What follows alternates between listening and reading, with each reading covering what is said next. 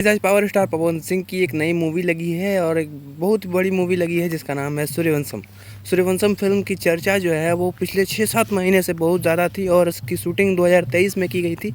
इस साल यानी कि 30 अगस्त 2024 को इस फिल्म को रिलीज़ किया गया है और आज ये फिल्म जो है वो अपने फर्स्ट डे फर्स्ट शो में ही अपने जो व्यूअर्स हैं, जो फिल्म के शौकीन हैं, कहीं ना कहीं उनके दिल में ये जगह बना चुकी है। जी हाँ दोस्तों, इस फिल्म को आपको बता दें कि 50 से भी अधिक बड़े बड़े सिनेमाघरों में लगाया गया है और हर जगह लगाया गया है। आरा, पटना के दो सिनेमाघरों में इस फिल्म को लगाया गया है। गया, मुंगेर, छपरा, बक्सर, सीतामढ़ी यानी कि पूरे बिहार में लगाया गया है और बिहार से बाहर भी इस फिल्म को लगाया गया है।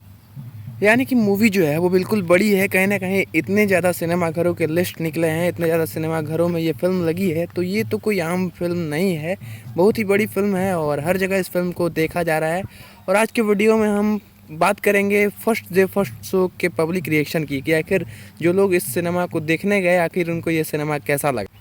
ये तस्वीर है पटना के सिनेपॉल सिनेमाघर की और यहाँ पे कुछ लोग जो है वो इस फिल्म को देख के निकले हैं और इससे जब रिपोर्टर ने पूछा कि भैया आपको फिल्म कैसी लगी तो इनका रिएक्शन सुनिए। कुछ लोगों का तो कहना है कि कहीं ना कहीं इस फिल्म को 5 में से 4.5 की रेटिंग मिलनी चाहिए। यानी कि भोजपुरी इंडस्ट्री अब धीरे धीरे ग्रो कर रही है और आने वाले दिनों में ये कहीं ना कहीं बॉलीवुड को भी टक्कर दे सकती है।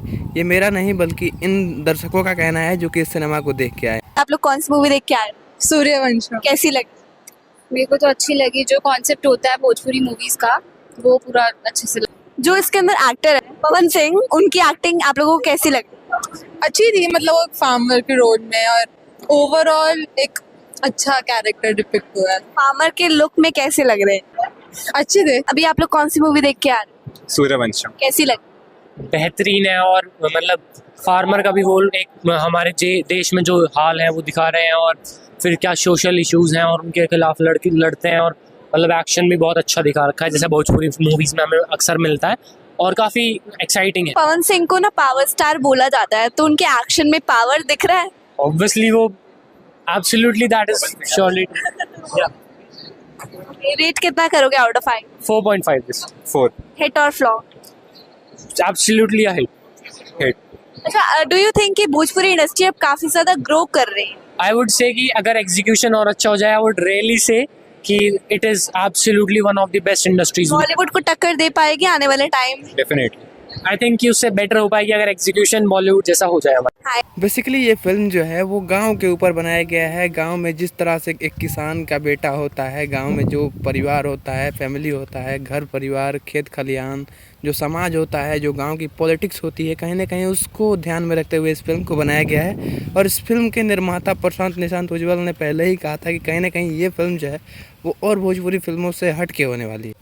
फिल्म को और ज़्यादा जगहों पर डिस्ट्रीब्यूट करना चाहिए था, लेकिन कम जगह पर डिस्ट्रीब्यूट हुआ, कम सिनेमाघरों में लगा। 50-60 सिनेमाघरों में लगा है। ये लिस्ट है इस सिनेमाघरों की, जितने सिनेमाघरों में इस फिल्म को लगाया गया है। और कहीं ना कहीं हर जगह से रिस्पॉन्स जो है वो पॉजिटिव आ रहे हैं। यानी कि लोगों की रिस्पॉन्स से ही सिनेमा चलता है, यानी कि लोगों को ये सिनेमा अच्छा लग रहा है। तो अब भोजपुरी फिल्मों में से ये फिल्म जो है वो कहीं ना कहीं नया रिकॉर्ड बनाएगी।